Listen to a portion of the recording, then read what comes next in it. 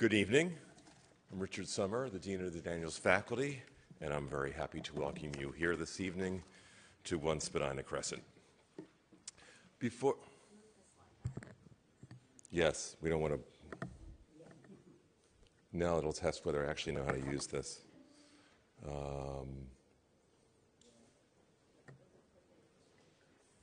Oh, this, the clicker. Is this what should be up? That's, or is it? Okay, that's good. Hello. So, before introducing this evening's discussion and featured speakers, I would like to take a moment to do what has become customary here in Canada in the last few years, and that is to acknowledge the land on which the University of Toronto operates. For thousands of years, it has been the traditional land of the Huron-Wendat, the Seneca, and most recently, the Mississaugas of the Credit River. Today, this meeting place is still home to many Indigenous people from across Turtle Island, and we are grateful to have this opportunity to work on this land. So, tonight's discussion is the first event in our Home and Away program for this year. We are using the theme of home and away in both a metaphorical and tactical sense. I don't know how many of you have seen our poster. You may have received or seen them around the school, and the game flags that are on them that allude to home and away teams or the fields of play that home and away teams might play on. Now, this is not necessarily meant to imply a match between participants, though we do welcome healthy debate here. Instead, it was intended to highlight the both increasingly global and interdisciplinary nature of architecture, landscape, architecture, art, and urban design, among the things we do here at the faculty, but also to focus on the increasingly, I would say, United Nations-like population of Toronto and the University of Toronto's and our position as a host to a number of far-ranging discussions and research. This is also the first full year of programming in this new polychromatic hall where you've joined us. And we have imagined this place for a number of years as the center of our new school and as just the kind of public platform to have the vital discussions and debates. So we hope this to be the site of many entities or visitors from home and away, a site for them to meet into the future. So when I concocted all of this tonight, this pairing was the first one I thought of because it games a number of things. We're bringing together two very gifted scholars, one from away, Princeton University's School of Architecture professor Sylvia Lavin, and one from here, University of Toronto's philosophy professor Mark Kingwell, and I'll give them more formal introductions in a few minutes.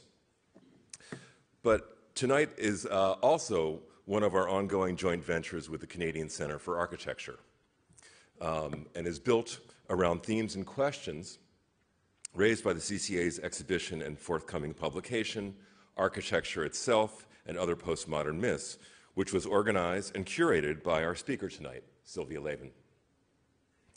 The exhibition Architecture Itself and Other Postmodern Myths is composed of fragments, from drawings and models to primary source documents gathered from building sites, libraries, and archives, including the CCA's own rich collection in its archive.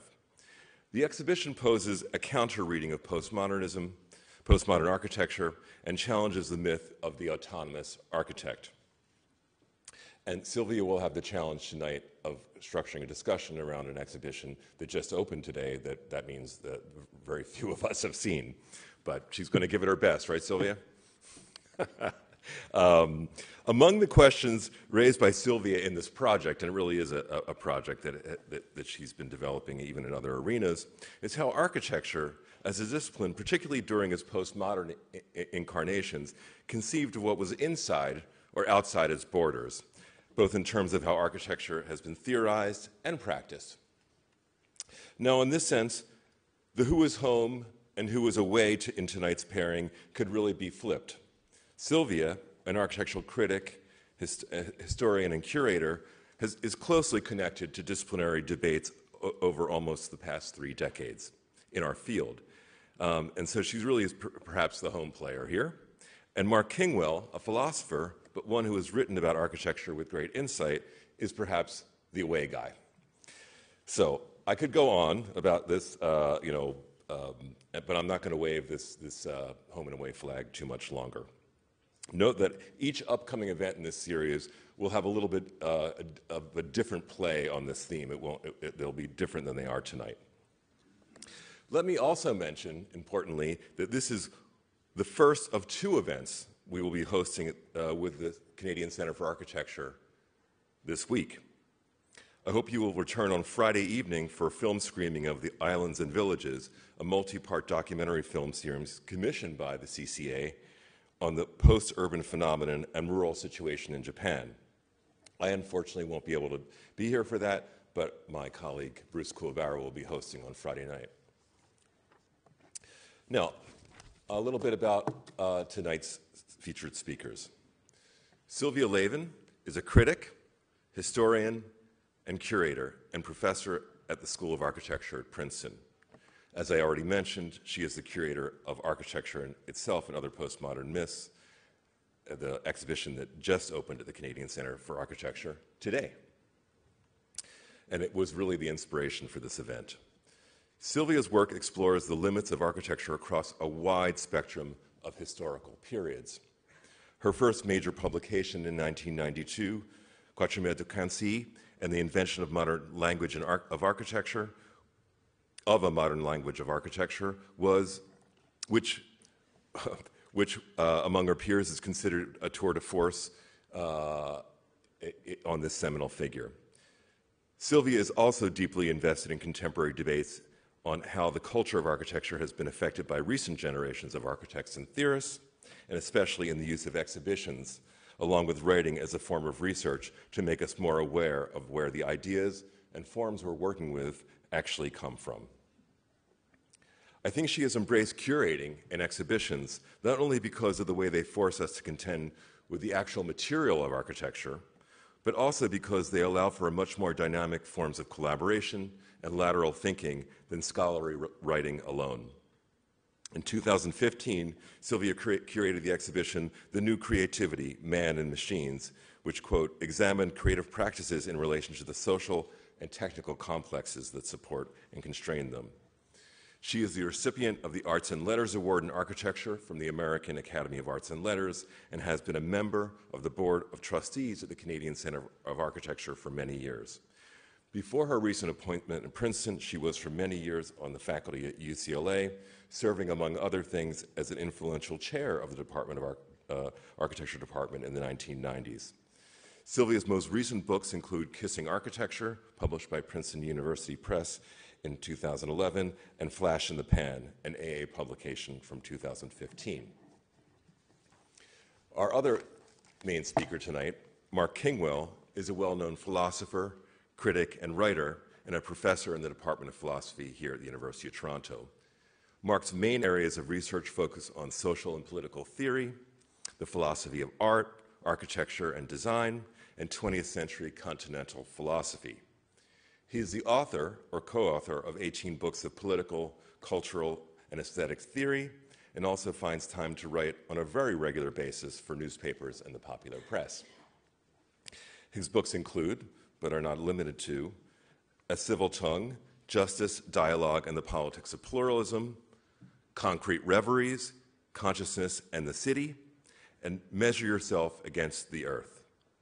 His writing on philosophy, art, and architecture has been published in numerous journals and magazines, including the Journal of Philosophy, the Yale Journal of Law and the Humanities, the New York Times, the Walrus, Harvard Design Magazine, Canadian Art, and he is a contributing editor to Harper's Magazine. His most recent book is Fail Better, Why Baseball Matters, where, among other things, he relates baseball to numerous other phenomena, including colonialism, justice, and The Simpsons. So, and it's actually Mark's love of popular culture and his ability to plumb its depths for insight that inspired me to ask him to speak with Sylvia, because Sylvia shares, I think, this sensibility. Mark's forthcoming book, Wish I Were Here, to be published in 2019, investigates the politics of boredom. And I'm really looking forward to reading that. So I know the term public intellectual is sometimes misused or maybe overused, but for me, Mark Kingwell is someone about whom this can be said with some certainty. So I really want to thank both Sylvia and Mark for taking the time to join us here tonight and to launch this series with us. So I'm going to bring Sylvia up to the stage first. I want to talk a little bit about the structure tonight, because again, these will be a little different for each of these home and away events. We're going to start out with a short talk from Sylvia, who will introduce you to the exhibition and present some of the ideas and material that underpin the show. Mark will then respond and join her in a discussion. John Harwood, one of our esteemed architectural historians on the faculty, will end the evening by joining Sylvia and Mark and helping to moderate a question and answer period. So without further ado, I'd like to welcome Professor Lavin to the stage.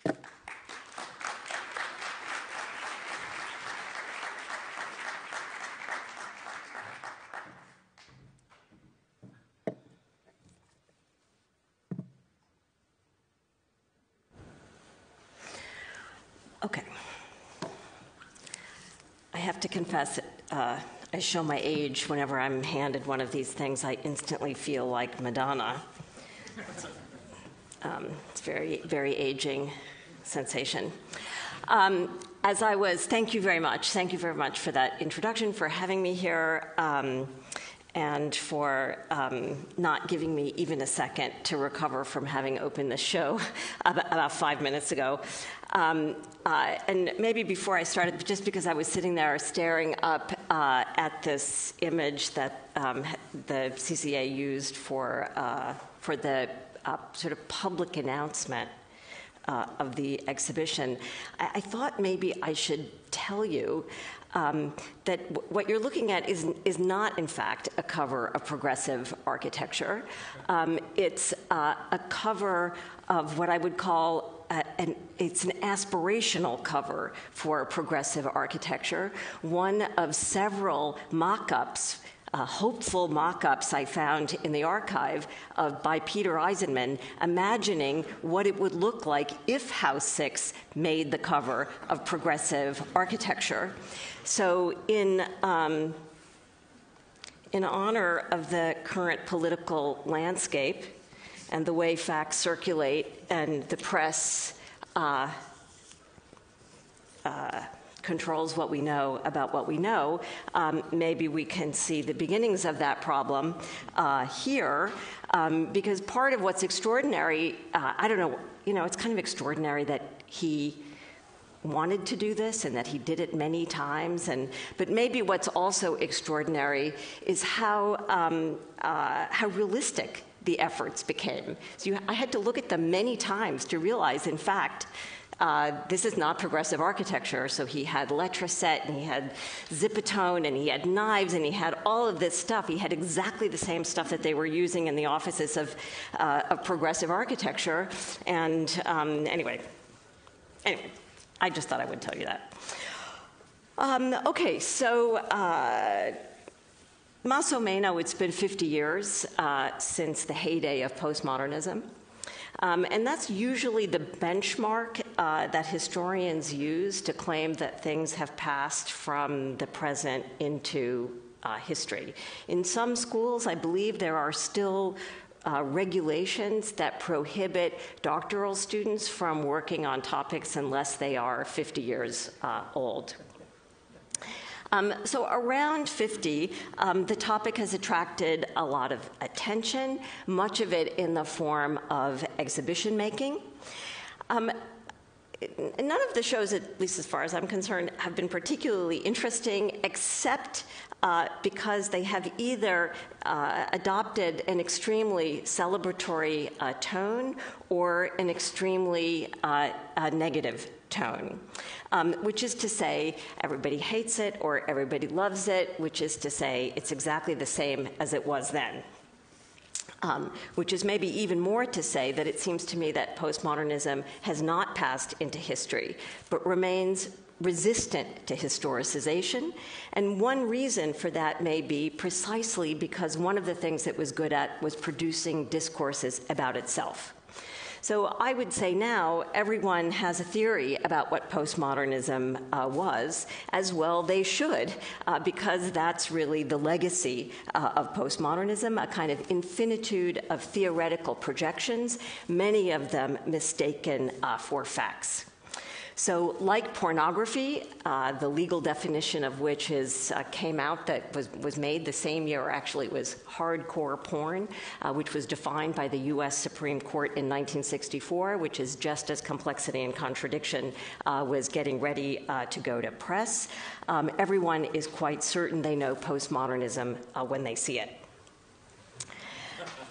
So I have this is what I'm supposed to use, yes? Okay.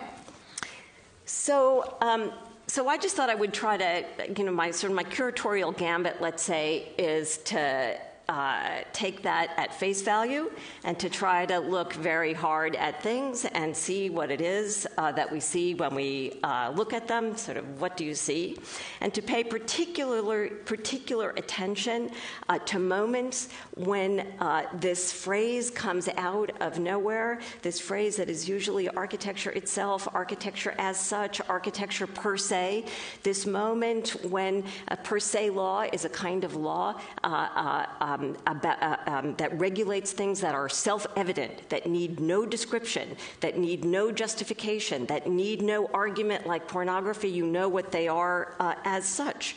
So Colin Rose seemed to really have an important sense of what architecture was as such. And this was a phrase, of course, that goes back to the 18th century, but it became the phrase that was used almost like a weapon to decide what architecture was and what it wasn't during this period. So this exhibition is really a kind of hunt for moments like this and for other kinds of moments that maybe enable us to understand things in a slightly different way. That's my preamble, and now, in a state of exhaustion, I'm just going to walk you through the show a little bit. So this is eye candy. I'm really sorry. I'm just too tired to think anymore. The show more or less begins here, which for students of postmodernism is one of the sort of, quote, great icons for various reasons. It's by Stanley Tigerman, this funny moment in which he decided that he would take the history of modern architecture, Crown Hall, and sink it deep into the lake. One aspect of the, exhibition history, exhibition making now, is that all of this stuff that was sort of detritus in the 70s is now firmly ensconced in various museums. And so when you try to borrow them, they say no.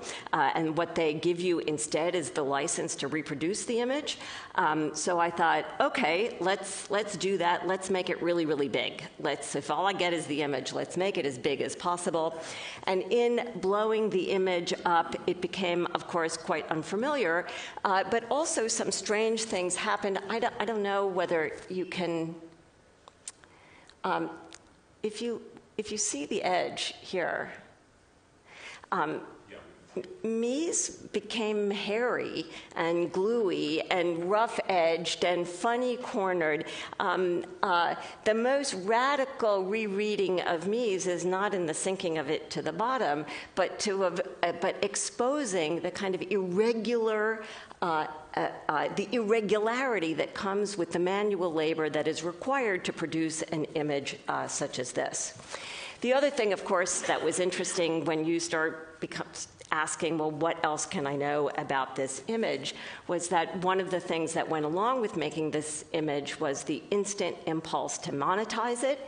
So even,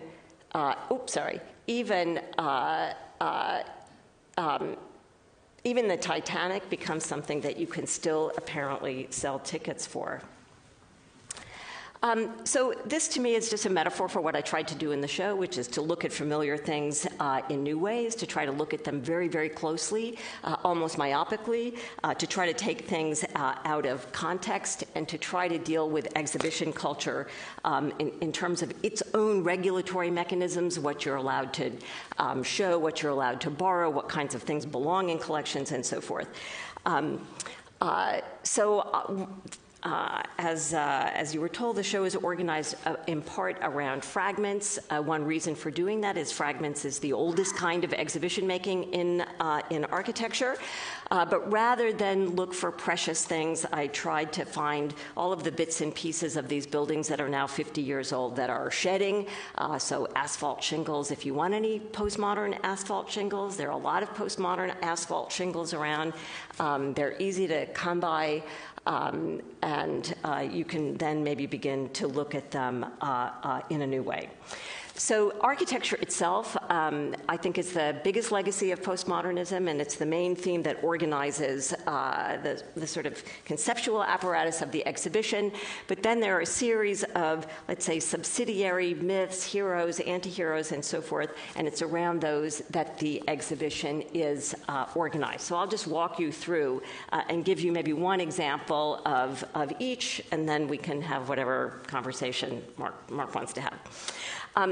So one site around which there is a lot of sort of mythological thinking is the site of the many institutions devoted to architecture that were established in the 1970s and 80s, one of them, of course, being the CCA, and another being the German Architecture Museum established in Frankfurt. Perhaps the most still believed idea about these institutions was that they were fundamentally benevolent, that they, were doing the best they can to help things along, et cetera, but themselves had no agency, just a kind of emollient, allowing things to move forward and to be protected. Heinrich Klotz, who established the German Architecture Museum, said about this institution that its purpose was to capture history as it unfolded in the present. That's actually a fairly tall order. How to do that is not so obvious. One of the things that he did was pick up a tape recorder. Maybe this is just one of many expressions of his Americanism. He was a really, like many Germans of this period, deeply fascinated and almost enamored with the United States. I think he had a kind of Andy Warhol fantasy and picked up a tape recorder and decided to go out and interview pretty much everybody he could get his hands on. This led to the building of a collection. Sorry, I'm attached to something here. Okay. This is Klotz recording history as it unfolded in the present. He's in the bathroom of Sea Ranch, interpolating himself into this history as it unfolded. So he starts off the museum by building a collection of models. He went around and kind of bought models of every conceivable kind. Once he had built this collection of models,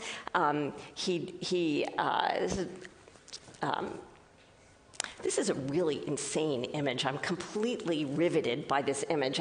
Sorry, every time I look at it, I just, like there's a ghost in the air conditioning over here. I don't know if you can tell, those are feet. Somebody is standing off over there. These are actors hired to look like a choir. This is a curator who has been interpolated. This is not even in the gallery. This is in the auditorium. So he set up a kind of fake show and hired an advertising agency, that's who that is, to come and produce a kind of brand identity of this new institution based on a kind of theater, let's say, theatricalizing the production of postmodernism. If, I don't know, some of you will recognize some of these buildings. This is Krier, and this is Tygerman, and this is Natalini, Haus Rooker. I mean, the whole kind of gang was there. I'd like to call your attention to this model, which you probably can't see. This is the Vanaventuri house. and to this model, which is a model of the Frank Gehry house in Los Angeles. So I saw those and I thought, okay, that's interesting. How did he really get those? I think I've seen some of those models at other museums. So then I went to look at the registrar and it said, Venturi House, and I really think I have seen these models someplace else. And so then I have started to look at the models. This is the model that's in the German Architecture Museum. So Heinrich Klotz had worked so hard to buy all of these models that he had established a market, and he essentially priced his poor German public institution out of the market, and by the early 1980s could no longer buy things like models by Frank Gehry that then had started to be traded in the art market and were worth a huge amount of money. So this model, which is the 1978, quote, original model, was bought by the MAC in Vienna, which cherry-picked one or two things. It was not building a collection. It was buying individual works of art. And Heinrich Klotz decided, well, if I can't have the original one, which is basically what happened to me when I couldn't have the original Tigerman, I'm just going to make one. And he hired his local German model makers. I mean, this is the most German, most perfected Frank Gehry, not in his, so Tigerman is messing up Mies, and Klotz is straightening up Frank Gehry, and this is all happening in the context of an institution that is supposed to be capturing and preserving history as it unfolded. Another area about which, of course, there are lots of, what shall we call them, confabulations, is the interrelated idea that architects of this period ignored real-world conditions to engage in an interest in what was then, by many important people here on the faculty, engaged what they called architectural meaning. It's quite extraordinary to imagine that an architect actually had such heroic power that they, in fact, could ignore real-world conditions. This is something I would like to see. So I became interested in the engagement, the sort of inevitable interactions between architecture and systems of communication. In that period, systems really that were, in effect, unavoidable, whether it's television or computers, or in this case, television networks. So what you're looking at here are sonotubes from the 1984 LA Olympics that were designed amongst other people, Deborah Sussman. The 1984 Olympics is was an interesting event. Made more money than any other Olympics ever.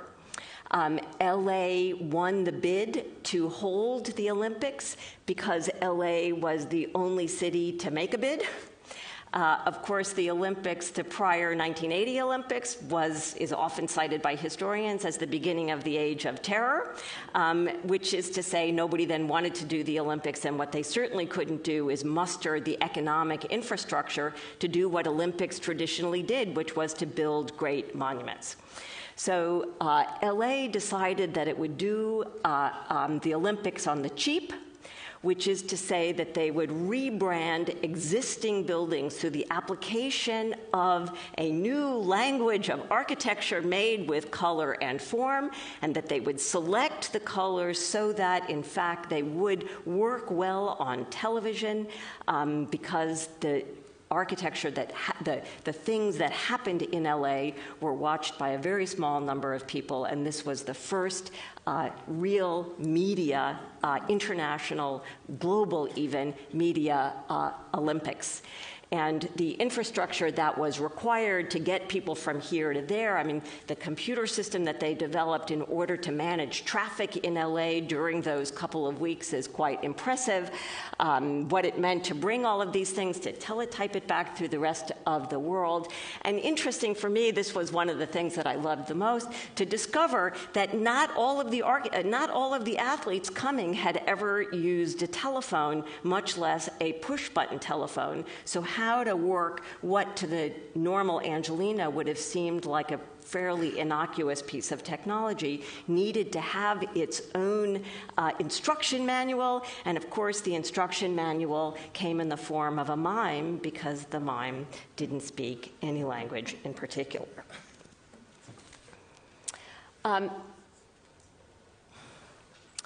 So I think this was set up maybe to be some kind of battle, and I think the battle, maybe the first salvo was, look, I just reread Leotard and the conditions of postmodern knowledge, as of course I'm commissioned by the Canadian government to study exactly the impact of these kinds of technologies. What? Quebec. Oh, sorry. Not the same thing. Thank you for that clarification. Technologies on knowledge.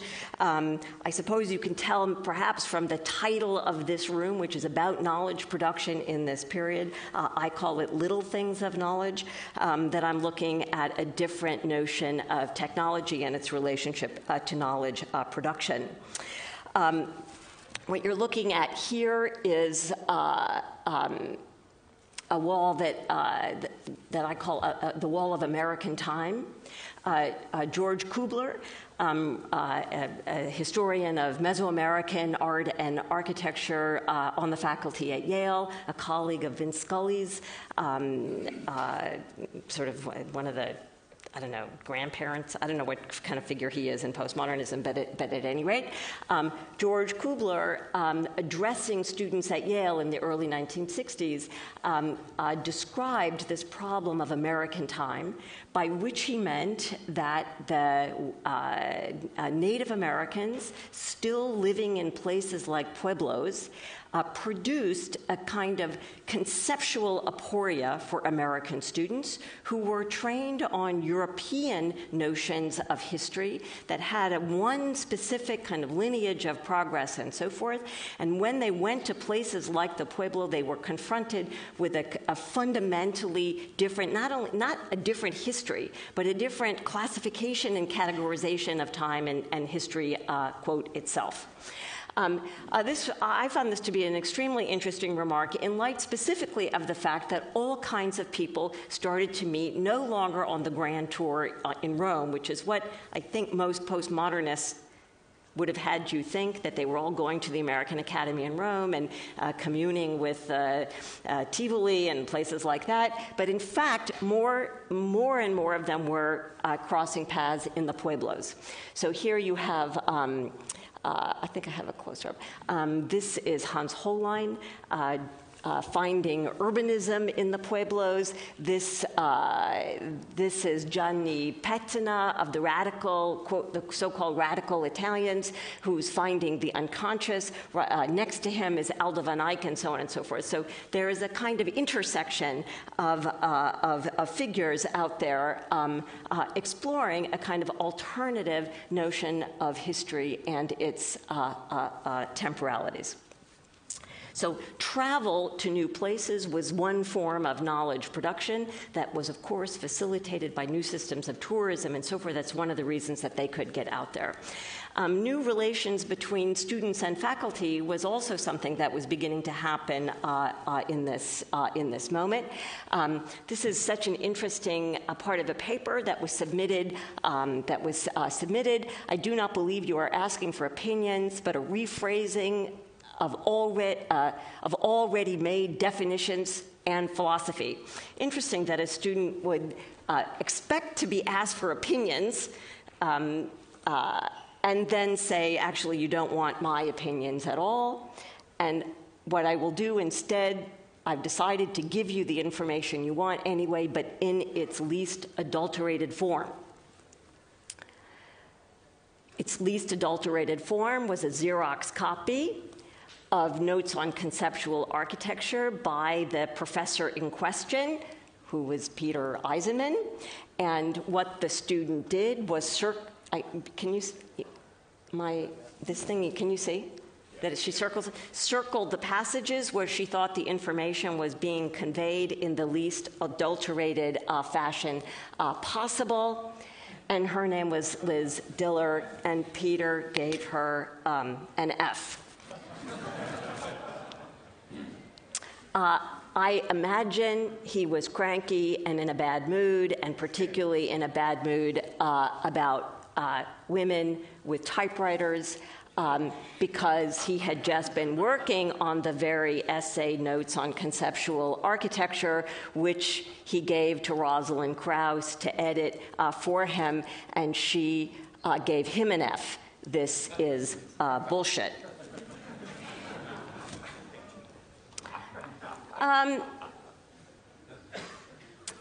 I really like weird little things. How do people work? Yes, of course, there are big information infrastructures that are consolidating in this period, but you can also find very interesting ways of storing, retrieving, and organizing information in little kinds of activities like note-taking. This is the very first piece of paper. It's the sketch, if you will, in the traditional art historical language. It is the sketch of Robert Venturi's Guildhouse. The very first thing that he did was not draw a plan, but go to the library. And, he has his own little legend about where things are. He has to, this is the, can you read it? It's the art index. Does anybody use the art index anymore? JSTOR. It's the...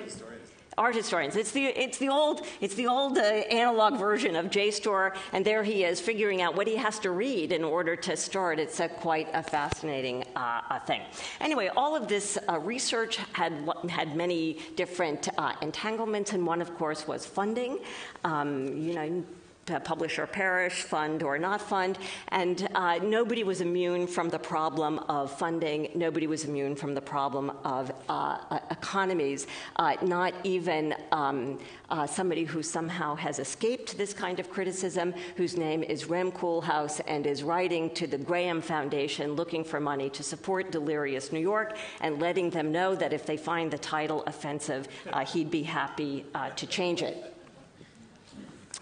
So the relationship between postmodernism and money is not only the source of a great deal of the literature on postmodernism, but continues to be, am I allowed to say flashpoint in this context? Maybe flashpoint in discussions about the period. So I thought I would just walk through one very small example of ways that we could think about this, and that is something that I already mentioned, which is architecture's relation to the art market. Which is really where some of these economic issues become exposed. So there were a series of 3 exhibitions that were held at the Leo Castelli Gallery in New York, one of the most successful commercial art galleries, and one that played a big role in restructuring the economy of the art market itself. So I won't bore you with the details of how it came to pass that there was this idea that architects would show in the Leo Castelli Gallery, but I can tell you that there was enormous amount of confusion about what that might mean. So you're looking at the first one. This is the kind of James Sterling corner. And in this letter to Castelli, you can see he's very worried about showing his project. Are there going to be enough photographs? I'd really like to show the project, which is to say he's treating the gallery as essentially as an extension of his professional portfolio in the press, hoping to introduce himself to an American audience that didn't know him very well, presumably in the hopes that somebody would commission him to do yet another library someplace. So he's there to present himself as a professional architect. I don't think either Gambit, I don't know, did Sterling ever build much in the States? He built a museum at Harvard. Yeah, the Harvard, but that's it, but much later, which is to say, this Gambit didn't work, and in fact, nothing sold, so that Gambit didn't work either. So a few years later, they try again, and this time they understand that it's a problem, that you have to articulate to people coming what might be for sale. So now, instead of, Architecture 1, 7 Architects, the name of the show is Houses for Sale. This, however, is still problematic. So the show comes with instructions to the visitor. You may buy the houses that are represented in these drawings, and then it literally has a kind of footnote, but they do not come with real estate. So you have to buy your real estate, and then you could build the house, which is to say that you could buy services in the traditional sense, or you could buy the drawings that were shown, or you could do both. But for that, you would have to pay extra and ask the architect's permission, which is to say, if you buy the drawings, you do not automatically get the right to build the house that the drawings represent.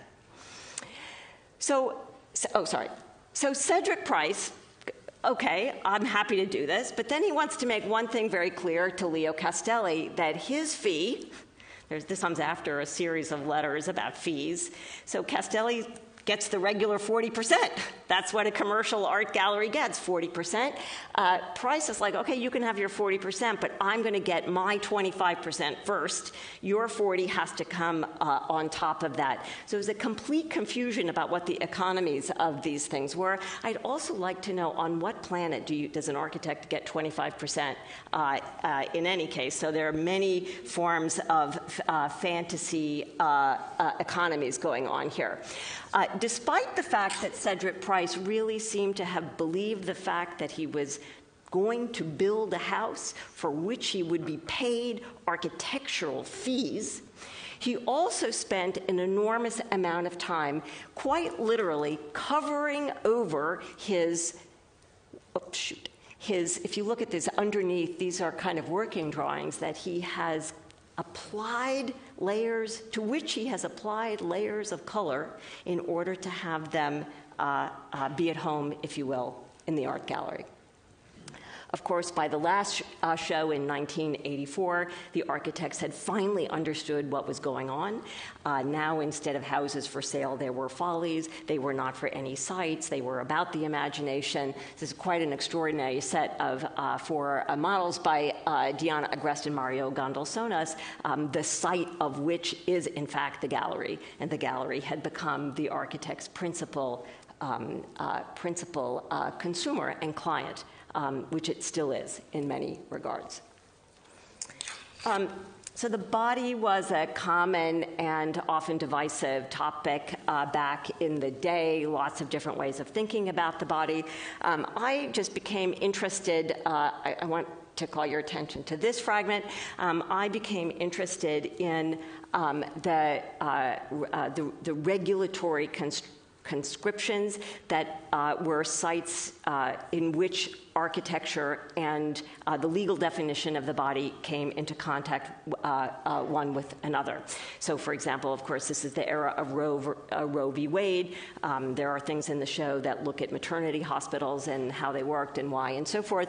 What you're looking at right here is a handrail from Peter Eisenman's first house, House 1. It was taking some Princeton students to go visit it and running into this fantastic collaboration between Peter Eisenman and Home Depot that made me start thinking about this question. What were the conditions of life safety that made it necessary to add an additional handrail? What was the added value of life and whose life that was required? I won't walk you through the whole story except to say that in the 1960s in New Jersey, there were no life safety regulations requiring handrails inside domestic buildings. By 1965, which is to say when he is building this, they became required by law. An angry kind of equivocal handrail appears, and if you then track the rest of the houses, you don't find any more handrails. He figures out how to embed them in walls and hide them and so forth. He did not want to make a handrail on the stair that went up, that he even designed a fireplace that intersected with the stair had anybody put in a fire. This is a note from his contractor. It says, Peter, get the stair out of the fireplace, because the two were completely intersected. Okay. Lots of different ways to think about bodies in these terms. This is a Yale-educated, one of the first Yale-educated women of this moment here. This is her handwriting.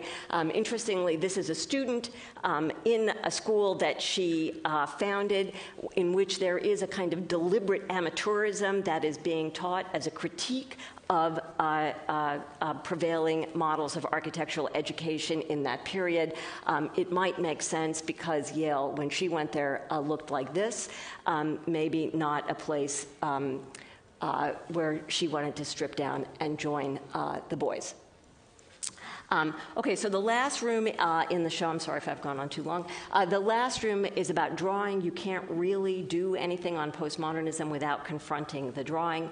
But for me, by the time I got to the drawing, I was thinking about the drawing in a very different kind of way, trying to just think about it empirically as something that you put marks on paper, trying to track different kinds of marks on paper, and how, say, something like the bureaucratization of color through Pantone, which is, of course, also an invention of this period, came to transform the way architects imagined their buildings. Other fragments, and how wood becomes wood siding, how do buildings essentially get painted with materials, for example. And I'll just end with this one about how the way drawings were manufactured led to new kinds of construction technologies, which is to say the desk, kind of the Shapiro, a flatbed picture plane, becomes actually not only the site of action, if you will, but the model for architectural construction. So this is the Pacific Design Center, known affectionately as the Blue Whale. The model was made by, the architect called it like paper dolls, which is to say that they had a series of outfits made out of paper covered with zipatone. The zipatone is a layer of pigment that gets applied to paper, which means you can cut it.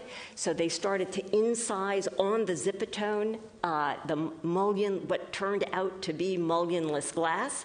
And it's in imitation of zipatone, which is itself a printing technology, that the glass wall was made like this, with the mullions to the interior to make it look as though it had been made out of zipatone.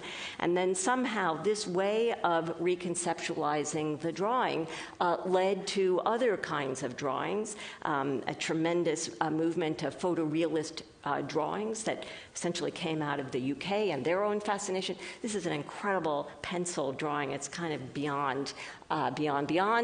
There's this kind of drawing. There's this kind of drawing where Charles Jenks is getting his students to draw and impose metaphors into this building, and maybe the building ends up in the form that it always wanted to be in here, which is without any mullions and without any glass and without any zipatone at all in the cover of this book. So that's more or less where the show ends. Thank you.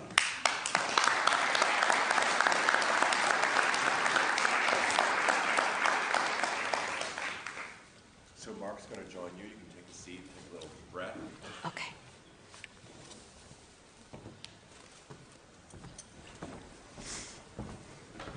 It's like a talk show. It's like a talk show. I like it. I need a mug with like some vodka in it. That's the way I always imagine that they work. So I don't have a PowerPoint, but I do have one little visual aid that I brought. Back in 2004, I wrote a book about the Empire State Building called Nearest Thing to Heaven, which people will probably recognize as a line from An Affair to Remember with Cary Grant and Deborah Kerr. There's actually an earlier version, but that's the one that people remember. And this counts as a spoiler alert, I guess, but they're supposed to meet at the top of the building on the observation deck to confirm their love. And Cary's up there for a long time. And no, I won't tell you. It's too good. You got to watch it. Watch it on Christmas Eve. It'll make you cry. But I wanted to bring this partly because I don't think this is a debate about postmodernism. I think it's a confirmation about materiality. And I'm especially fetched by the idea of models and how and drawings and how they circulate back through built environments, the practice of building. So I have in my office, I think something like 25 or 30 models of the Empire State Building. This is my favorite because I was in a barn, an antique barn in New Hampshire in, I think it was 1996. And I found this in the attic. And it was buried under a whole bunch of stuff. And it probably dates from, I don't know, maybe the 1960s. It's got the height of the building on the side, 1,472 feet, just in case you were wondering. And it was the first of the buildings, models of the Empire State Building that I bought. My favorite moment of Empire State Building models was I bought a big one, about this big, in one of those souvenir stores on Fifth Avenue. And I was going into the building to do some research when the book was still in draft. And it was one of those ones that has a King Kong figure that you can put on the top. And I had it inside my tote bag. And I had to go through security. And I got stopped. And they're looking at it, and they're looking at the silhouette, because it's showing up. And they're looking at it. I was like, what is that? Is that a weapon? Is that a weapon you have there?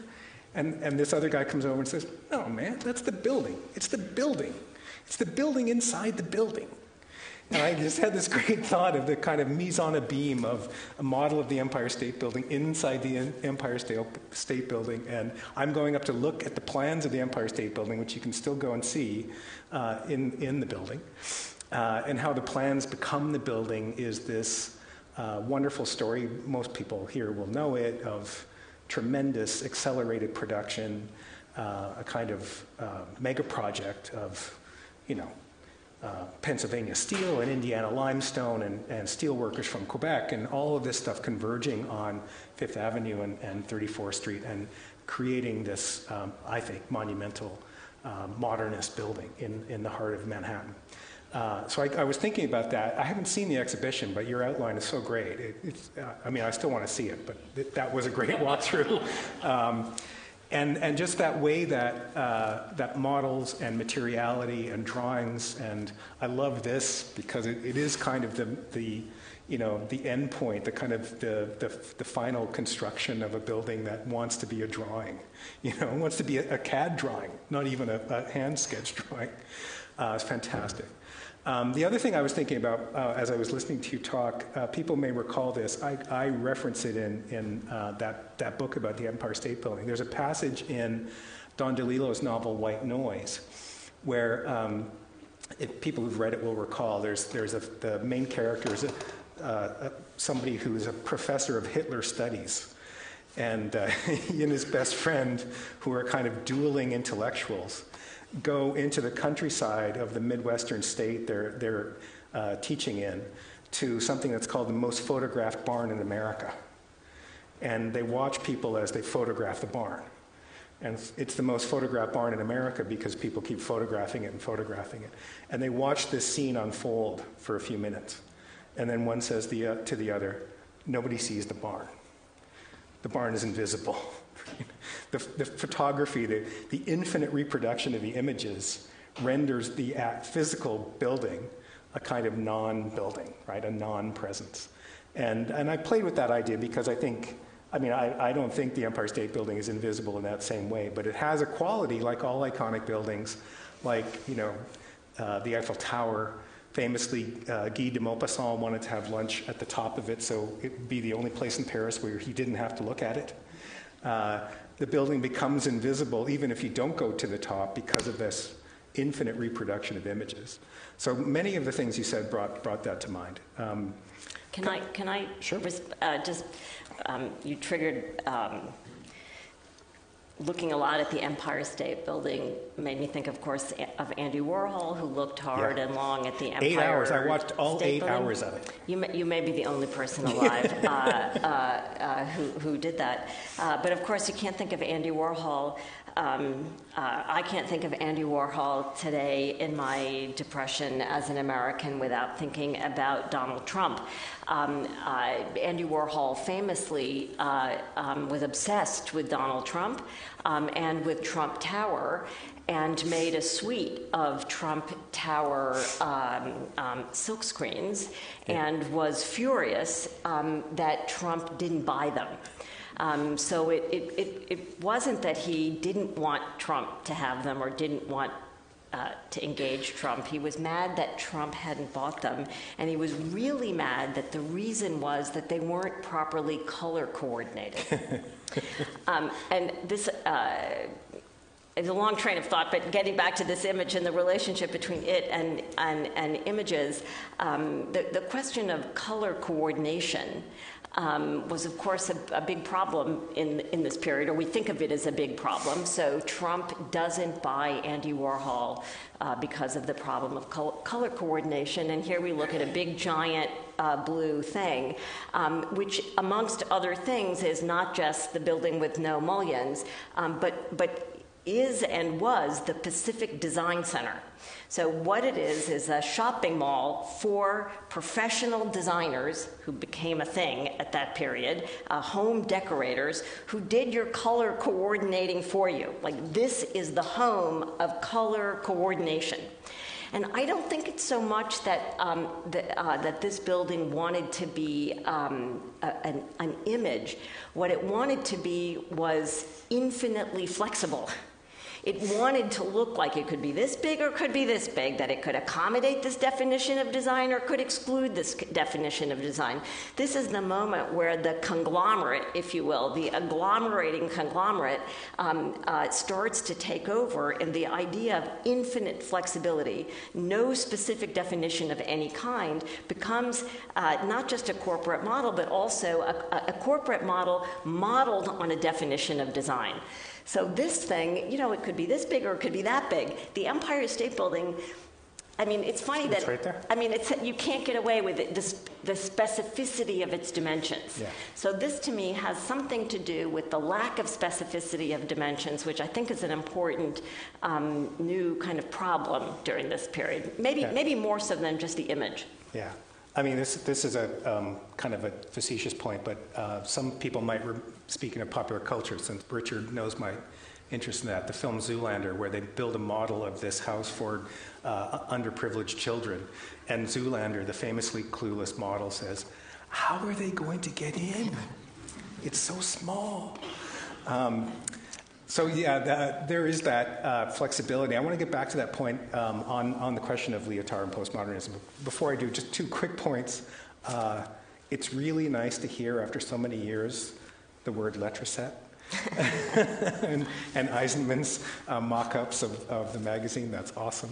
And the other thing, I know some of my students are here, but I'm sure you're not the ones who are guilty of this. A lot of my students spell per se, which you mentioned, architecture per se or architecture as such. They spell it as one word, P-E-R-S-A-Y. And I don't know what they think that means, but just for the record, that's not how you spell per se. Let's talk. I'm going to talk briefly about Lyotard and postmodernism. So I was thinking today, and over the last week, since we talked on the phone, I guess it was about 10 days ago. So Lyotard's Postmodern Condition comes out in '79 in French. I think the English is '81 or '82. Commissioned by the Quebec government, the Education Ministry. He is explicit in the introduction. He doesn't mention Venturi by name, but Venturi's Learning from Las Vegas is '72, so that's already 7 years earlier. And he does mention, Lyotard mentions, that postmodernism is already a term alive in architectural discourse, and he's going, in a sense, to borrow it or repurpose it in what the subtitle of the book is, which is a report on the condition of knowledge. So two things I think are significant about this for the larger discussion. One is everybody who's read the book remembers probably his definition of the postmodern condition as the incredulity towards meta-narratives, which is to say, at a certain point, we could no longer take seriously grand ideas of how, especially progress or historical inevitability, drive us in a particular direction. And then the second thing is what I think is maybe even more significant now. I mean, again, not to get into Trump. We were talking about Trump before coming on stage, and we could talk endlessly about that. But it's the university setting that we're in, the conditions of the production and consumption of knowledge. And that includes not just academic discourse, but obviously part of what you're talking about. I mean, the way that architects put themselves into market conditions is it's not just aesthetic. It's partly that they're selling ideas. They're selling ideas of themselves and of their design, and that's production and consumption too. And I guess maybe this is a question that I'll throw it at you, and you can throw it back if you want.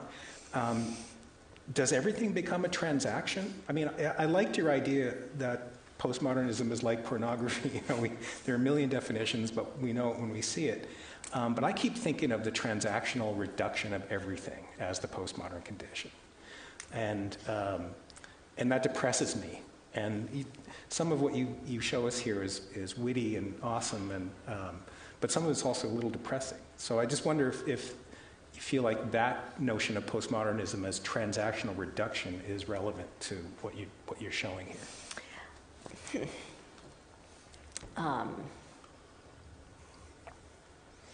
Gosh, I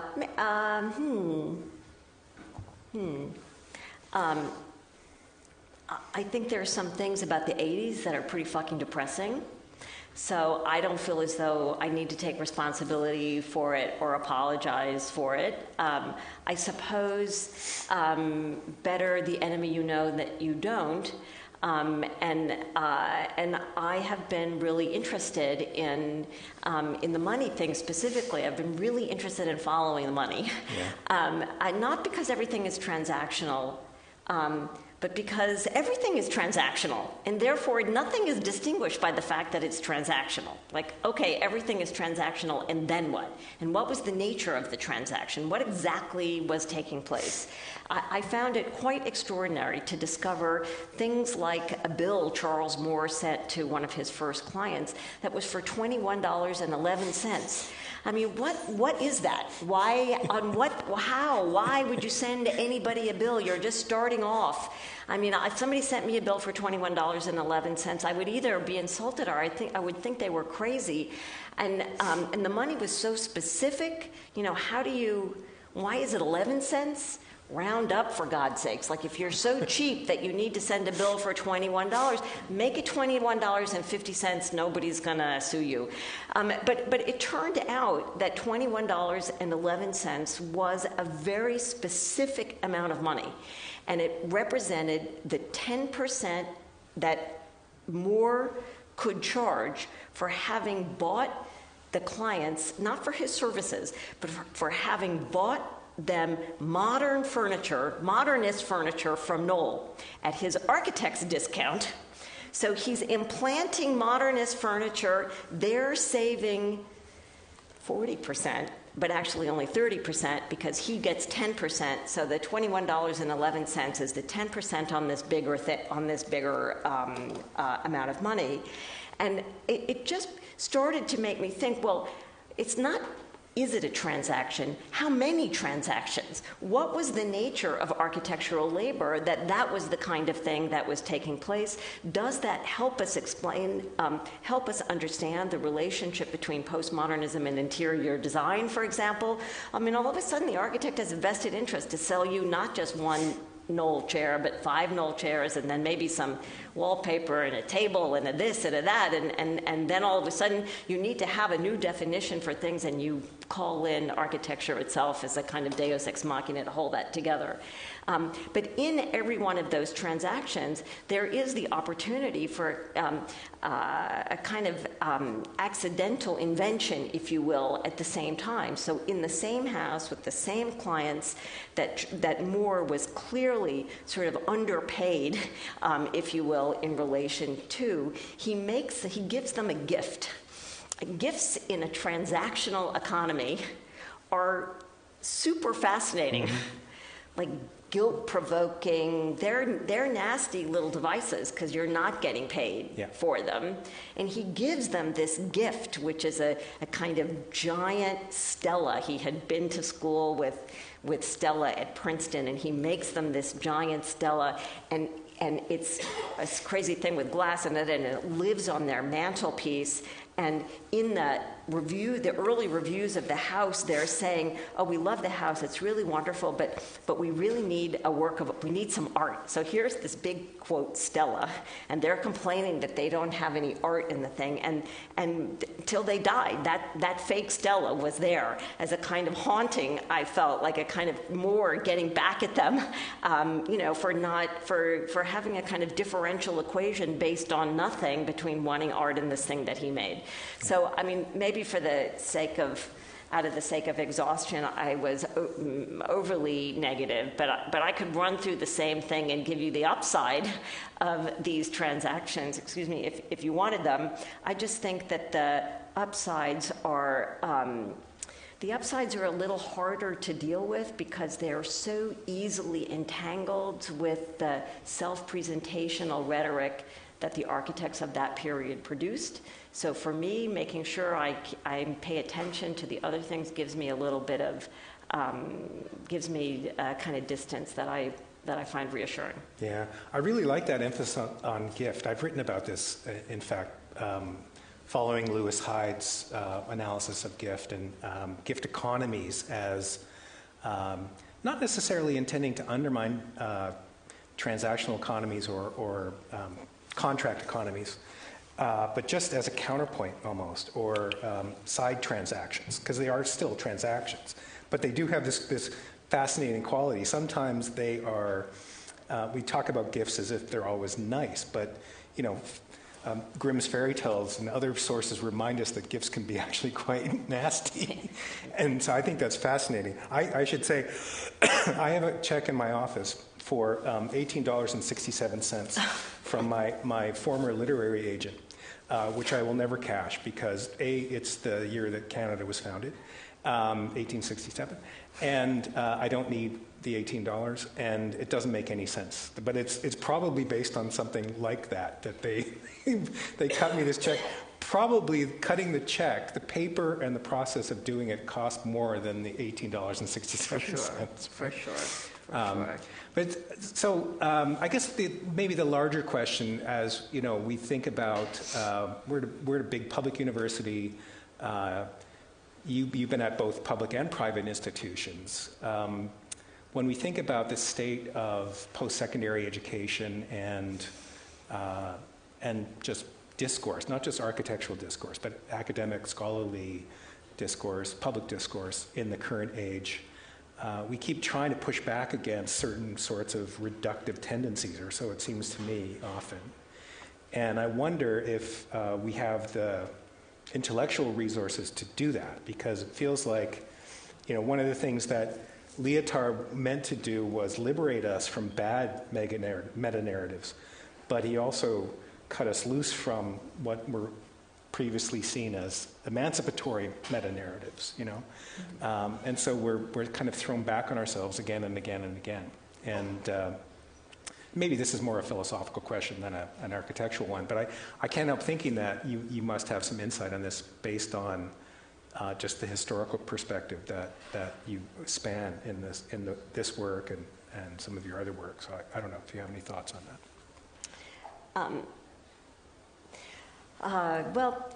Maybe it didn't come across clearly enough, but there's some things in this show, things that I just think are amazing, like not depressing at all. I just think they're incredibly, incredibly amazing.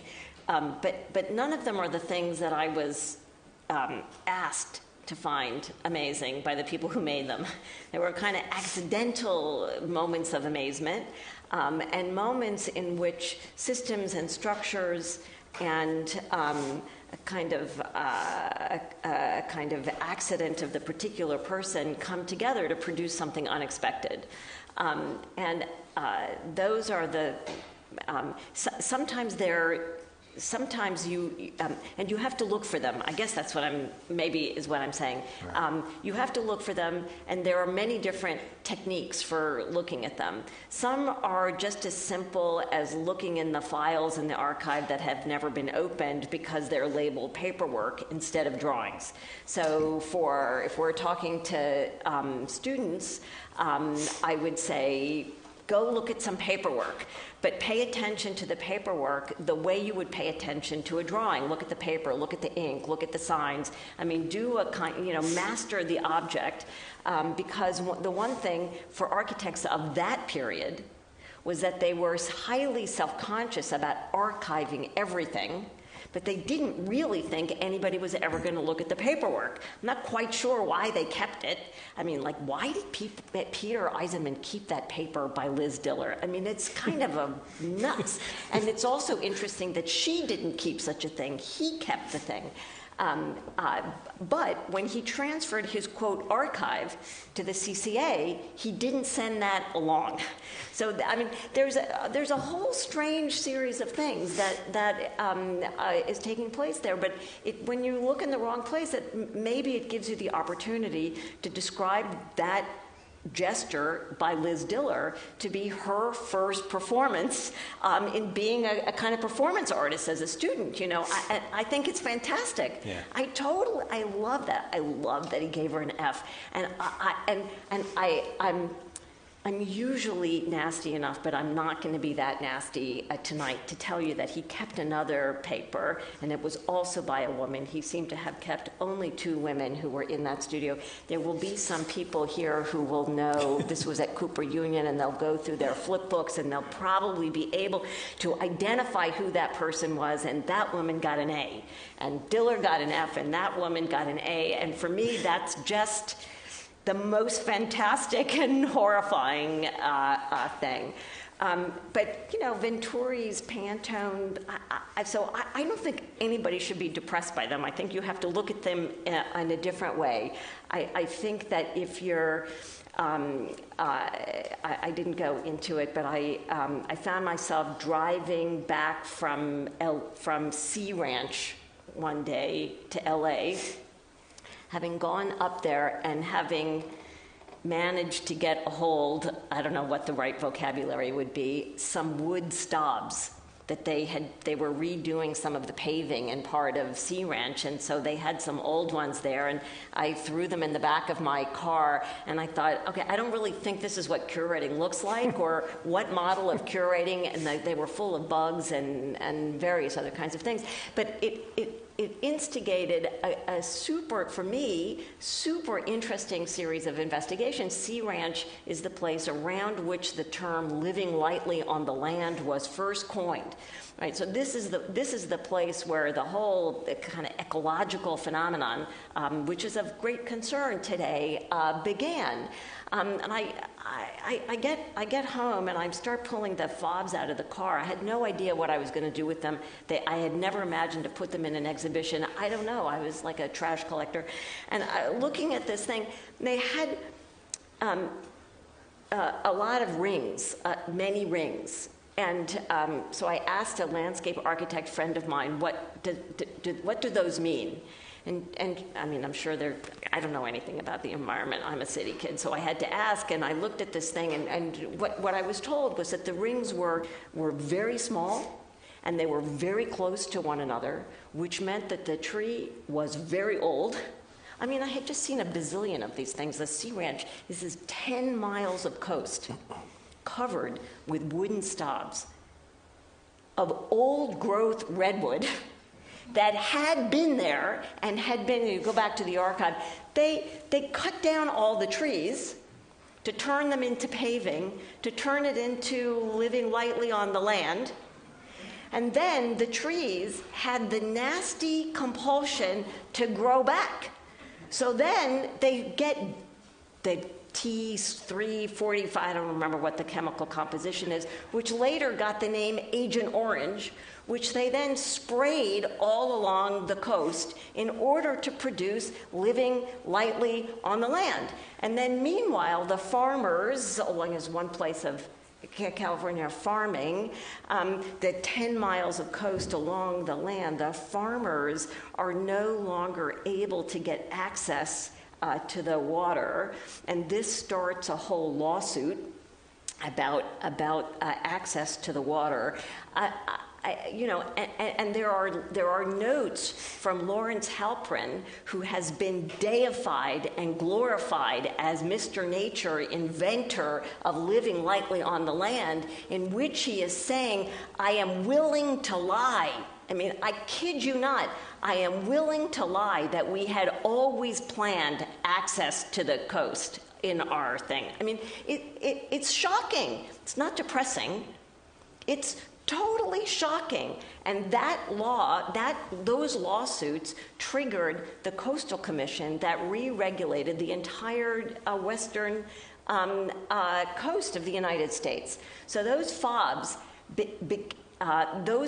are the beginning of an enormous restructuring of the land, access to land, attitude towards the land. How is it possible that all we say is that it's, second nature and living lightly on the land, and there have been these fantastic exhibitions of the fantastic Anna Halprin performance exercises that took there that are all about hippie freedom and culture and so forth, and it's all on a bed of DDT. I mean, it doesn't diminish what she did, but I actually think it makes you more responsible in thinking about what she did in relation to these other things. I don't think it's depressing. I don't think it's depressing at all. I think it's completely fascinating, and I think it's completely fascinating, and I think students should know about it. That's what I think. I would like to know what happened to Eisenman after giving that F, because I gave an architecture student at Yale a C in 1988, and I got called in front of my department chair. Because you weren't allowed to give C's to Yale students. No. You probably still aren't, probably even less so now. It'd be kind of nice to give people F's now and then, but it doesn't happen very often. Well, I guess I would say two things. I mean, I don't think we have to feel sorry for Liz Diller either. She kind of managed to carry that F off to the bank. But I would actually answer your question quite genuinely by saying that this was not at Yale, this was at Cooper Union, and Cooper Union was free back then, and so when it's free, you can give your students an F. I mean, it's a whole different kind of thing. That's your transactional value right there. I mean, students weren't consumers then, but I would also say.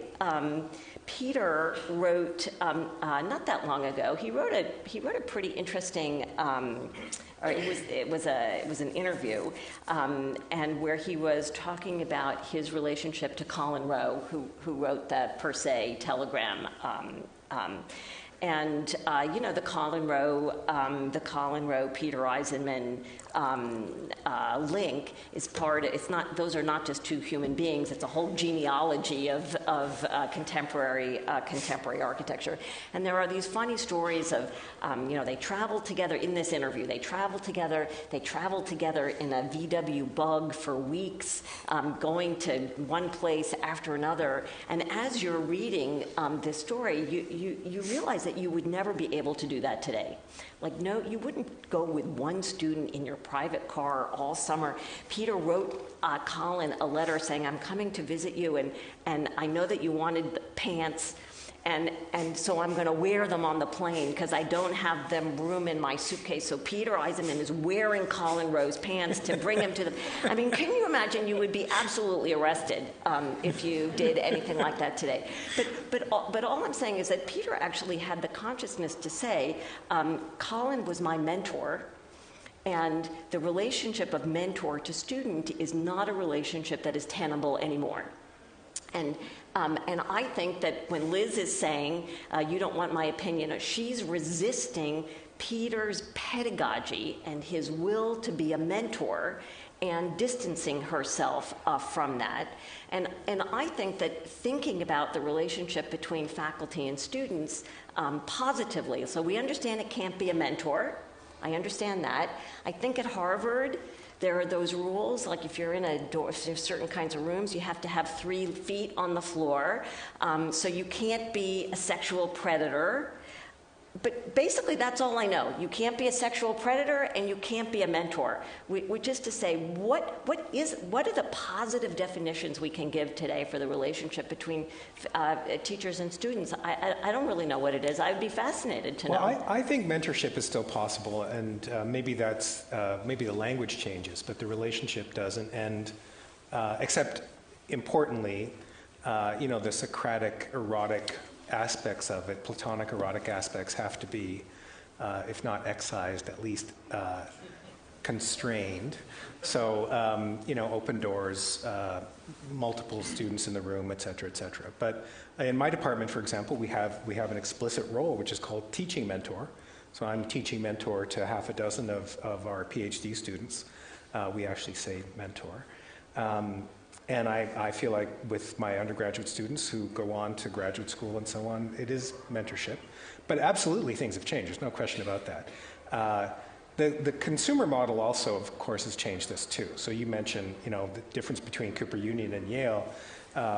Again, this is a big public institution with, by North American standards, quite low tuition, although our students would not acknowledge that. But if they ever look at what it costs to go to Harvard or Yale, they would see the difference. And yet there's a very strong consumer culture. And I think this is part of, again, to go back to Lyotard, this is part of what he's talking about. When knowledge gets produced and consumed in institutional ways, it's not just, for example, things that he points out, like the marginalization of the humanities, because they are, quote, useless, but also the foregrounding of a consumer model or of a kind of pay-for-service model. And I feel like whether it's shocking or depressing or whatever the word is, the way that students have internalized that is something that's very much a feature of where we are now. And so I think that's changed within certainly my lifetime of teaching, which is about 25 years. So I don't know where that's going or what it's going to come out to, but I know it's pronounced here, and it's even more pronounced at other institutions. And I bet Princeton is probably one of them. The irony at Princeton, though, I haven't been there very long, so I don't know how this all plays out there. Right. But the irony at Princeton is that their endowment is so big that at least for the graduate students in the architecture school, it's pretty much free. Yeah. So it is the Cooper Union of the present, and you ask a lot of the students, why did you choose Princeton over other places? And they chose it because it was less expensive for them to go there. Right. Hopefully that's not the only reason. Yeah. But that is part of the reason. Yeah. Well, I didn't mean to say that we shouldn't teach students anymore or care about them or anything like that. I don't think anybody heard you say anything like that. At all, but I just for me, the word mentor has overtones of power and forms of intimacy. I'm sure you can use the word to mean something different than what it used to mean. Yeah. But anyway, I was just very struck by his awareness that his relationship to Colin Rowe was a kind of thing of the past, right, in many different senses of the term. I mean, you absolutely can't pile into a VW Beetle and drive across the country with and wear their just pants. Doesn't happen. No, or wear his pants. And wear his pants. Yeah, no. That's not going to happen. Yeah.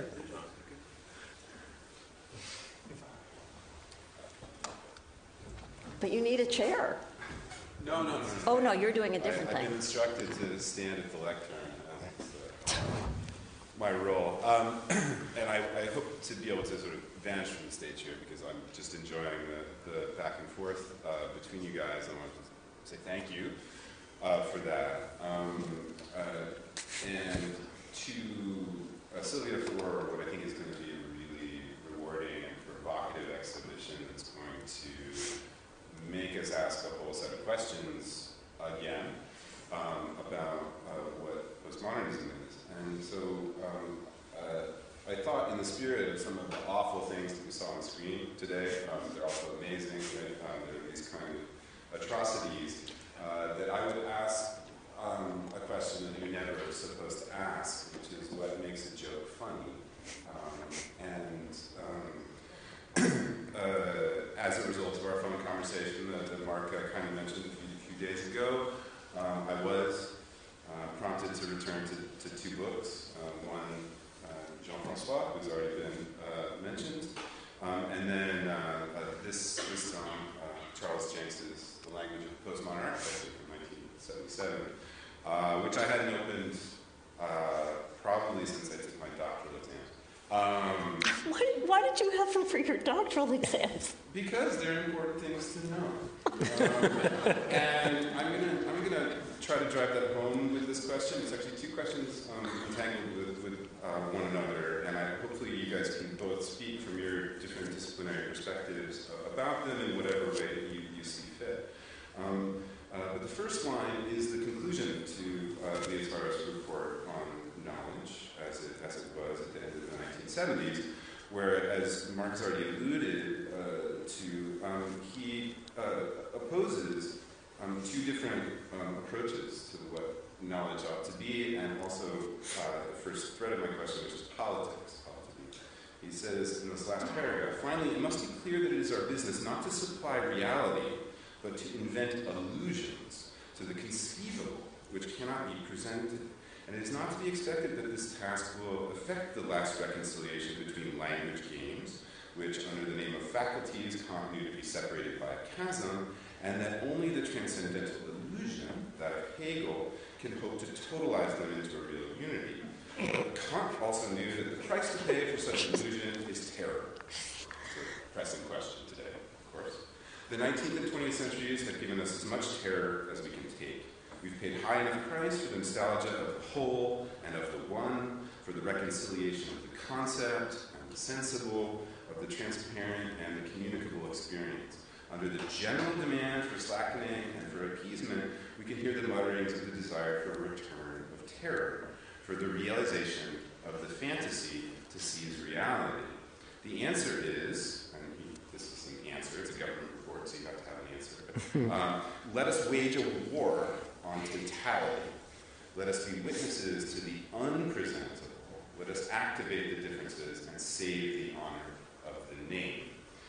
And so then I wanted to juxtapose that. I have a fondness for epigraphs with part one of Jenks's book, where he says, and there's going to be an ellipsis in the middle here, jumping just from the first paragraph to the second. He says, happily, we can date the death of modern architecture to a precise moment in time.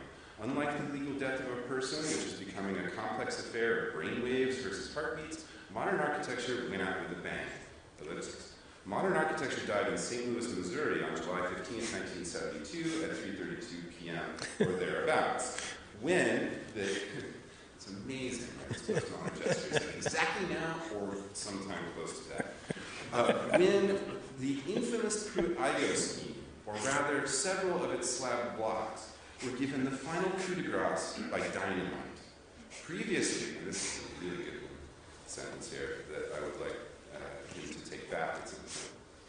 Previously, it had been vandalized, mutilated, and defaced by its black inhabitants.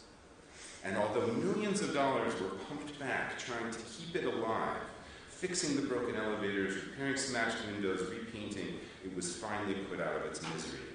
Boom, boom, boom. A sentence fragment that is one of the most embarrassing pieces of architectural theory ever written. So, right, this is a book that is all in good fun, right? The jokes that are in here, that are familiar parts of the architectural canon, you know, the hot dog things, and a duck and a decorated shed and all that, is, of course, being propped up by a kind of, first of all, racist, second of all, right-wing and radically neoliberal ideology, which Charles Jenks has never apologized for holding. And so one of the questions that I guess I would really love to hear you guys both, because you are so articulate and so invested in the criticism of this kind of phenomenon in your extensive work, is how ought we to engage, however materially, however ironically, maybe that's the most important term here, because Lyotard has such a low regard for Hegel's concept of irony, and politically with this material that's now on the walls, right? Because it is, I don't think, self-evident for a current generation of young architects and designers that you guys were very thoughtfully speaking about how to teach, that these artifacts are the key signifiers, right? That it would be very easy to produce a kind of, and some students in the audience may be thinking this, well, why would we care about what Peter Eisenman did in his crypto-fascist musings in 1972, right? And so I think you've already provided us with a really a thoughtful set of reasons, Sylvia, in terms of staging this and provided us with a kind of critical attack on the humor, but I would love to steer the conversation in that direction, because we are in a kind of darkness, a kind of sense of perceiving crisis that does seem to have really genuine historical echoes to the moments of the early 1970s. You know, I mean, your wonderful historical riff on Sea Ranch is really appreciated in that respect. But that's kind of the core question, is that if we need to reify postmodernism, if we need to joke about it, I mean, even the title of the exhibition is a kind of joke, right, in its way, because it references Krauss's title of the avant-garde and other modernists. So it kind of, where do you see the kind of efficacy and value of that leveraging of humor right now, of its capacity to ironize or shift politics? I think it would be, I would really appreciate you guys reflecting on that for a little bit. I'll take a back seat and take some audience questions. Can I go first? And then You could go all night. okay. I mean, a few things. The boom, boom, boom is has always been to my ear a reference to Tristan Tzara, and yeah. So it's not just his neoliberal politics and arguable or probable racism, but it's a kind of almost surrealist gesture at the end of the book, right? A boom, boom, boom. And I also think that you can't ever help thinking of dynamiting buildings without thinking of the end of the Fountainhead. And so, I mean, it's not his building that he's dynamiting the way Howard Roark dynamites his housing project. But so the whole thing is wrapped in levels of illusion that render it into a kind of, I mean, the politics are appalling in some ways, in many ways, but it's a literary performance more than anything. That's my view. It always has been about that passage.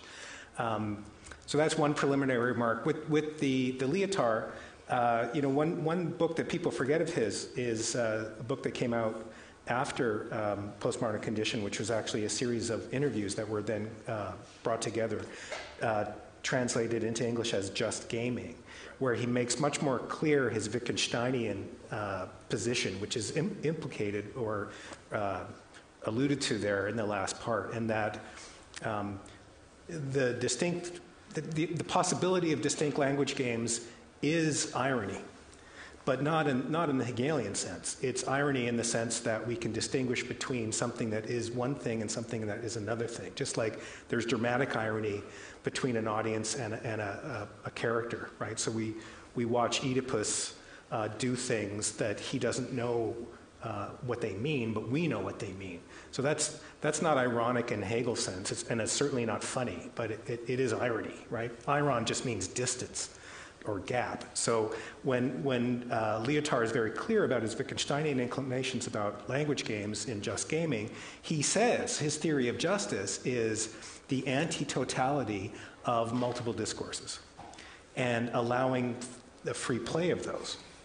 And that's what he means by irony. And I actually think that's a pretty persuasive position, because it doesn't just mean that there are multiple possible discourses within, say, academic life, but within political and social life. And a lot of what we see now as the toxic elements of public discourse are attempts at totalizing as, say, gaslighting. I mean, gaslighting is a totalizing move. It makes you comprehensively crazy. That's the whole point of it.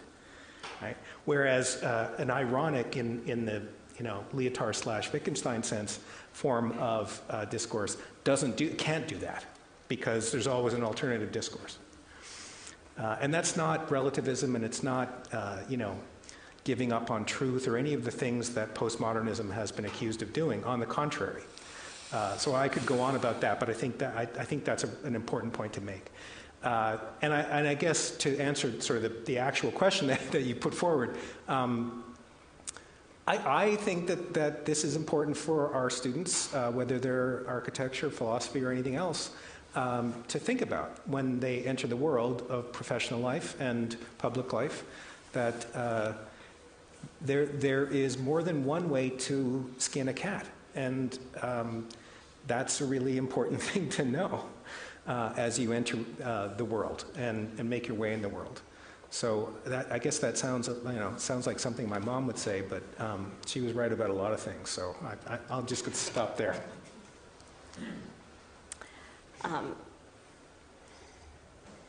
I appreciate your question. I can't but help point out the irony that your first remark was that I was too negative and too depressing, and your remark is essentially that I'm not depressing enough. So I don't. I didn't mean to communicate that at all. I think it's fine. No, anyway, but just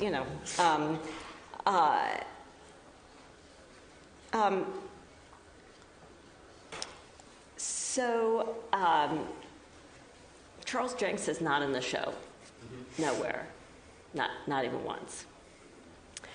I think we have different ways of dealing with things. Charles Jenks was teaching at UCLA when I became the chair, and no longer taught there. So I think we have different ways of being political. Some are writ large and some are writ small. And I like little things, and I like to see the politics in the little things, in part because my political consciousness was developed in this period and in the era of Foucault, where it was very difficult to feel as though you had any agency of any kind with systems that were as totalizing as the ones that he convinced us all we were enmeshed. So the idea that you might be able to do something kind of interesting with your pencil on a paper, or as the chair of a department, by how you did or did not have people teaching, was an interesting question for me. That's number one. Number two, I don't know. I could have given you different examples here when you were talking about icons and iconicity and signifiers. Probably the first super signifier, I guess, of postmodernism is the Guildhouse antenna. The gold anodized Andy Warhol antenna. Anybody who's taken Architecture 101, we had a debate about surveys, but this is when they come in handy. I hope you all took a survey and know what building it is that I'm talking about. You can't not be interested in that antenna if you're starting to work on this material, and for various reasons, including the fact that Vince Scully, in his introduction to Complexity and Contradiction, says about Venturi's remark that the reason the antenna is there is as an ironic comment on the fact that old people watch TV. And so Venturi is being, quote, ironic, and Scully is saying the irony is based on a fact. So I did some investigating on this antenna, and it turns out that, at least initially, the antenna was not ironic at all. The antenna was an antenna, and the job of the antenna was to bring television signals into the house. And the Guild House was under construction a block and a half from where the civil rights uprisings in Philadelphia started. So there was no way to be going to that construction site every day and not being entangled in your own contribution to the racialized urban renewal of downtown Philadelphia. And it was paid for by the Quakers, who actually, of all of the people participating in the downtown urban renewal, were the least racist of them all. So it's a very complicated and entangling thing. It turns out that Philadelphia was the hotbed of early cable television. And cable television in that period of the 1960s, one of its primary functions, a la what we were just saying, one of its primary functions was to show things on television that the network, national networks found distasteful. And that was largely dark-skinned bodies acting out in cities in ways that people didn't find tolerable. So cable network was a key instrument in the civil rights movement through television in Philadelphia, one block away from the Guild House. And when you then look even more carefully at that antenna, it's not just that it's gold and it's anodized and that it's like that and that it was supposed to be an actual master antenna doing actual work. It's that its iconography, if you will, is based, it is a mongrel antenna that combines UHF and VHF channels, signals in a way that is completely nonsensical, but is political in a certain way, in its own way, and quite clearly, to me, suggests the complicated space of being an architect, working for the Guild, in that particular place, at that particular time. I don't think there's anything ironic about the or let's put it this way. If we continue to think that the antenna is ironic, in fact, we don't understand the degree to which it was enmeshed in this political situation, and therefore we cannot hold Venturi accountable for either the decisions positively he made or the decisions negatively that he made. And so the first thing you have to do is figure out what the fuck was happening with that antenna. And it's actually quite complicated. I don't fully even know I haven't finished the saga of the antenna, but I think it gets at some of the questions you're asking. I hope it does.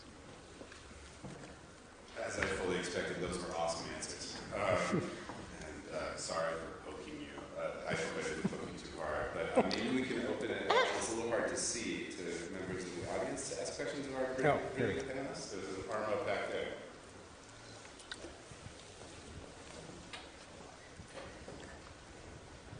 Just hang on. You spoke of the discourse between materiality of the models and the buildings they eventually become. I was just wondering if you think that that's going to maintain its relevancy or change as the technologies we develop to make these models become more diverse and we have more tools on our hands. If you think they're going to diverge and models will maybe become a form of artwork in themselves, or maybe converge as we begin to step into digital space and be able to kind of walk into the models ourselves.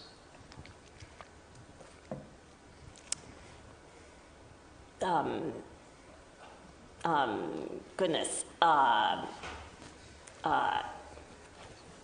I walked into a digital model a long time ago, and I kind of threw up and never wanted to go there again. So I don't know what that is going to be later. Everybody throws up. Everybody throws up when you walk into those things. I guess, I don't really know how to answer that question, except to say that I think that we have, some of us were trained in a way to think of buildings and construction sites as places where materials happen, and that there is no material life to things elsewhere. And all I was trying to say is that falsehood is one of the legacies of postmodern theories of signs and et cetera. And that, in fact, there are materials or the way things exist in the world, and a drawing has material, and the material has a life, and it has a politics, and it has a labor, and so on and so forth. So I think that I would say that your question is based on the idea that there is an immaterial and a material world, and I think probably I would say I don't really agree with that, and therefore I don't know how to answer the rest of your question, except maybe we could talk about mice and electricity. I mean, I don't know, whatever. We could go there maybe. Yeah, I guess one thing I would add from sort of the art world side of making, sketches haven't gone anywhere, even though people can create digital works. And some collectors like me actually prize sketches and studies more than finished works for just that reason. And that's a long-standing tradition. I mean, and of course the sketch in architecture has the same status. I think model making has the same status too. You know, I'm always fascinated as a former, adolescent model maker. I used to make model cars and airplanes, and we did what we called kit bashing. So you would take 3 kits, say. They didn't have to all be even airplanes. You could get a car and 2 airplanes, or a car, an airplane, and some science fiction thing, and then you would create some, complicated, weird thing. And that still has a pleasure of making this small thing, which will never be an actual bigger thing. And even if it were, I think Sylvia's right that the circularity, or not circularity, the economy of the relationship between materiality on this scale and that scale, or on paper, or in, whatever, bricks, mortar, is constant. And I think that's partly what I was trying to get at with the Empire State Building models, right? It just keeps circulating in a really interesting way. And you could switch entirely to CAD design, and it still wouldn't change that. In this school, I've taught students who are unbelievably talented draftspeople, right? I mean, that's what they love to do. They love to draw. And when I taught at Yale, this is something I always like to say. The highest compliment you could pay somebody when they did a drawing was that the building could never be built, right? Because the drawing was more important than the building. One of my favorite students, actually the person I gave the C to because she got an A later, she works in Seattle now, she built a shopping mall that was an underground bunker with a single door entrance at one end. That's not a shopping mall, but yes it is, right? I mean, so that kind of thing, I don't think that ever goes anywhere in design, whether it's architecture, art, or any kind of intellectual economy. Do you have more questions out there? Yeah.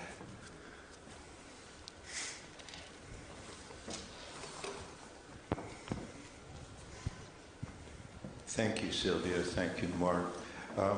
Mark, I think you need write an appendix or a postscript to Sylvia's text crib sheets.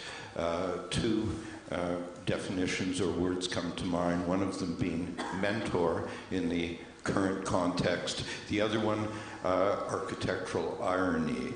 And I may give you a moment to think on that. Sylvia, in raising the Sea Ranch problem and your particularly excavatory, archival, curatorial approach that plays out in a number of recent exhibitions, and again, the importance of 1972, when same period that you investigate in Everything Loose Will Land, and again, the most interesting bits of that exhibition being the scraps of paper that you found, or that which perhaps you didn't expect. So the contrast, if you will, between what we've called the postmodern discourse and that discourse that comes out of the work you looked at then. Strangely enough, I remember Jim Sterling giving the lecture on the origins of not quite called postmodernism. It was at the time that his former partner James Gowan was investigating Palladio, but Sterling lectured at UCLA right in the heart of the time at which you discuss In Everything Loose Will Land, and is being paralleled on the East Coast by this discourse. And then, of course, we've got Wittgenstein. Wittgenstein, the philosopher, he writes tractates, he's done with philosophy. He takes time off to design a house. Yeah. 5 years later, he says, architecture is far too difficult. I'm going back to philosophy. Yes, that is true. It's a very beautiful house. It's a bit derivative for those of you who've seen it. I guess one thing that does occur to me about metaphoricality, you know, we often, I'm an intransigent etymologist, so metaphor carryover, right? We carry something over. We carry one meaning from this place to another place. And I think metaphoricality is often misunderstood in practice because, again, like irony, it doesn't mean that you are not saying what you seem to be saying or that you are substituting meaning for something else. You're layering. You're creating interesting dynamics. And you're not totalizing. Again, I maybe didn't say enough about the Hegelian irony. Hegelian irony is, it's still irony, but because of the absolute at the end of the phenomenology, it kind of gets eaten up, right? And it shouldn't get eaten up. That's Lyotard's point, and in a way it's Wittgenstein's point, even though he doesn't really talk about Hegel, that it should just keep repeating itself. It should just keep self-reproducing. And I think that's what we find energizing about intellectual and creative life. It's what we find energizing about, you know, the built environment, about making. And it's also, to my mind, what we find enervating or disheartening or depressing about transactional reduction. And we may disagree about this, but I just think if you keep trying to make everything contract, then you're locking it down. And you're sucking all the air out of the room. And that's the enemy, to my mind.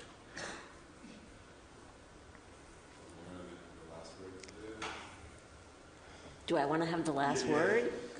Given that you gave us the first word, it would seem fitting. Oh, no, I mean, I've used up all my words.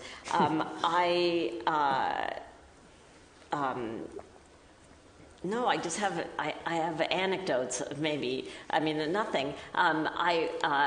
When Sterling came to UCLA, an homage to Sterling was concocted by Craig Hodgetts. That included making fake Sterlings that you could do yourself at home.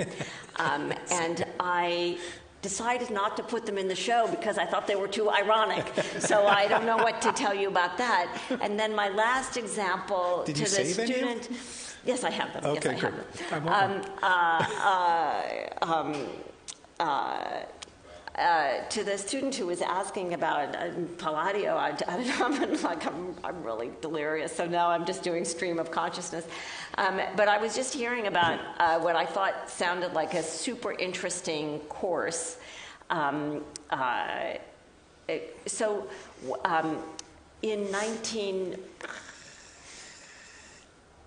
I don't even know. It's like the Madonna era when it makes me feel like Madonna. Or no, there was some group. I don't know where. Somebody here will have been there with me. There was a group of us. I'm now talking about politics and knowledge at just on a little level. A group of us were scooped up and brought to MIT. Yes, I was there. Because they wanted to teach us CAD. Yes. what the fuck they wanted to teach me CAD about. I mean, I don't draw anything. I mean, it was totally bizarre. So we go, and there's this group, and we're essentially being invited to have some weeks in Boston in order to be indoctrinated into the culture of CAD. And I had really never been to MIT before. I did not know what I should have known, right? I mean, had I been there before, I would have known. I would have known to say no initially, but I didn't know. And I get there, and this big building, the most terrifying building I had ever seen in my life. And then we go down into the basement and are given the thing, and then we are going to sit in the basement in the summer, sit in the basement and learn how to use CAD. And what they brought us out to show us how to draw in CAD was the plan of the Barcelona Pavilion. Now, let me tell you, if there is one building in the world that I would know how to draw, it would be the plan of the Barcelona Pavilion. And the idea that I was going to be locked in there to replicate Mies, I thought it was insane, and I left and I never came back. The memory of this was triggered yesterday when I was being told about a course that is currently being given at Harvard. It's a master drawing course, and there are many things to be said about it.